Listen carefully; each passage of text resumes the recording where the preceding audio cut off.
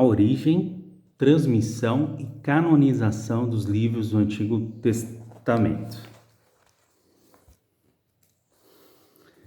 Quem escreveu os livros e quando?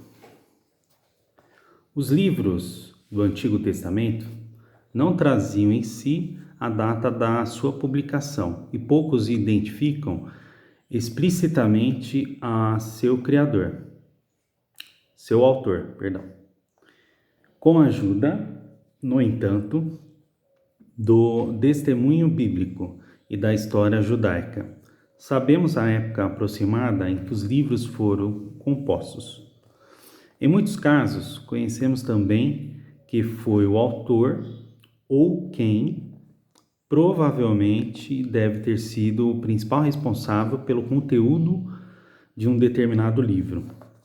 Há milhares de anos, pessoas estudiosas de fé têm estudado o assunto e têm concluído que os livros do Antigo Testamento e seus primeiros destinatários descreveram, de forma confiável, a autoria e as datas dos escritos sagrados. Todavia, críticos atuais afirmam que os livros foram escritos muitas centenas de anos após as datas e os autores tradicionalmente atribuídos para eles.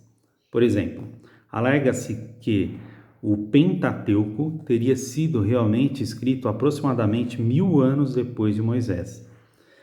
Em sua versão extremada, essa teoria chega mesmo a dizer que os homens como Moisés e Abraão nunca existiram. Eles e sua história teriam sido supostamente inventadas por sacerdotes que buscavam fornecer histórias inspiradoras de esperança durante os duros anos em que os hebreus estiveram exilados na Babilônia, no século VI a.C. Tais teorias se fundamentam principalmente nos apoios frágeis do ceticismo, que pressupõe que Deus não existe, ou que a Bíblia é apenas um livro humano, e de anacronismo ocasionais, espalhados em várias partes do Antigo Testamento. O ceticismo é em si mesmo uma fé inferior, pois as afirmações de que Deus não existe, ou se existe, não inspirou a Bíblia, não pode ser comprovada a partir dos dados disponíveis. Ironicamente, os céticos que insistem que deveríamos formar crenças somente com base na evidência, contradizem o seu próprio lema. Mas o que dizer dos anacronismos encontrados no Antigo Testamento? É verdade, o Pentateuco ocasionalmente inclui as tais como nomes de lugares e vocabulários que não pertenciam à era descrita. Em outras palavras, alguns desses só entraram em uso centenas de anos após a morte de homens como Abraão. Os céticos tomam isso como prova de que os livros, em todas as histórias neles contidas, se originaram muito mais tarde do que popularmente se acreditava.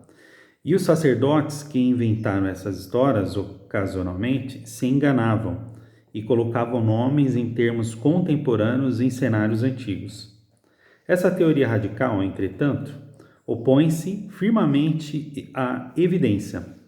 Na realidade, os livros antigos do Antigo Testamento trazem, de maneira consistente, a marca de contextos antigos, contextos que ajustam a época bem anteriores ao surgimento da nação de Israel. Por exemplo, as leis, os costumes e as situações políticas escritas no Pentateuco se ajustam muito naturalmente ao segundo milênio antes de Cristo. E mais cedo, isso é comprovado pela descoberta de muitos textos e artefatos não bíblicos desse período. É improvável que os sacerdotes antiéticos, distantes 1000 anos ou mais das situações históricas descritas no Pentateuco, conseguissem fazer coisas tão certas.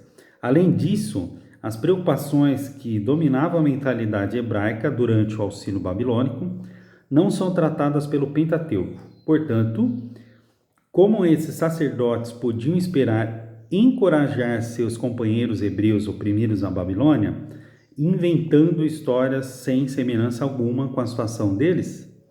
E ainda é inimaginável que as multidões hebreus se deixassem enganar por esse artifício, escolhessem basear toda a sua visão de mundo em histórias falsas passadas como verdadeiras a elas por um grupo de sacerdotes inventivos, e em seguida conseguisse vender esses embutes aos filhos por mais gerações futuras. Portanto, o que devemos concluir a respeito dos anacronismos? Simplesmente isto.